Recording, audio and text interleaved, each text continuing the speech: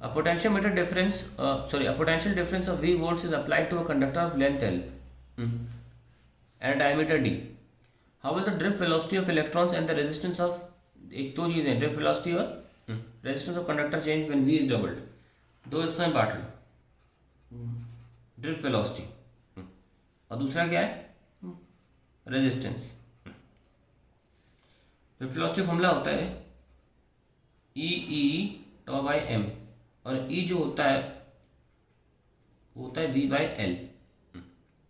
V double कर देंगे, लिखा है in each case other two parameters remain unchanged. तो लेंथ और डायमीटर को हमें अनचेंज रखना है, यहाँ तो केवल लेंथ है. तो अगर आप V को चेंज कर डबल कर रहे हो तो L पे कोई चेंजेस नहीं होंगे. यहाँ मेंशन किया है in each case the other two factors remain unchanged. So अगर V डबल हो जाएगा तो VD भी डबल होगा क्योंकि VD प्रोपोर्शनल टू V है. पहला पार्ट होने वाला है. सो V डबल्स VD ऑल्सो. ठीक है, डबल्स. ये हो गया हमारा आंसर पहला. इस केस में आते हैं, R equals to rho L by A होता है रेजिस्टेंस. यहाँ तो वोल्टेज है ही नहीं, सो resistance is unaffected.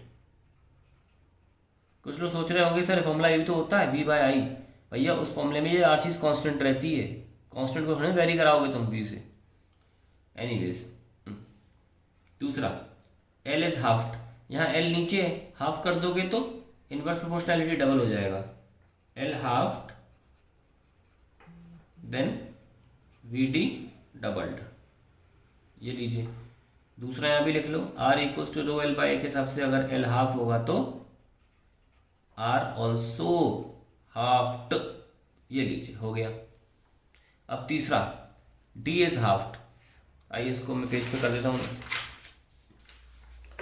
D is halved. VD क्या है? E tau by m. इसे खोलेंगे तो E tau बाई m जो कि वो होता है mobility, electron mobility into E. इसे भी खोलेंगे, चलो म्यू लिख लो, थोड़ा याद भी रह जाएगा इस माने. Which is V by L. बताओ कहाँ है?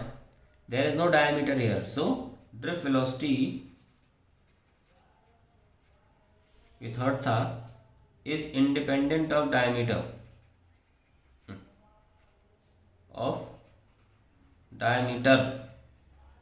और एरिया ऑफ क्रॉस सेक्शन, दोनों बातें. अब आता है थर्ड का ही सेकंड पार्ट. यही बात हमें रेजिस्टेंस के लिए बोलनी है. रो L by A, row L by pi D square by 4. यानी कि जो रेजिस्टेंस है वो प्रोपोर्शनल टू डी स्क्वायर. ऐसा बढ़ा दो, बाकी चीज़ें जो इंपॉर्टेंट नहीं है. क्या बोला है? डी हाफ कर दिया है. So if D halved R is 4 times. इसको अंग्रेजी में बोलते हैं क्वाड्रपल्स.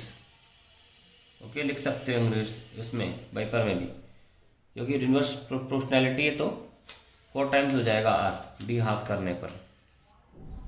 That is the end of this question. अभी देख रहे हो गिव रीजन. ये मैथमेटिक्स जो की जा रही है, फॉर्मूले जो यूज़ किए जा रहे हैं, यही रीजन होते हैं.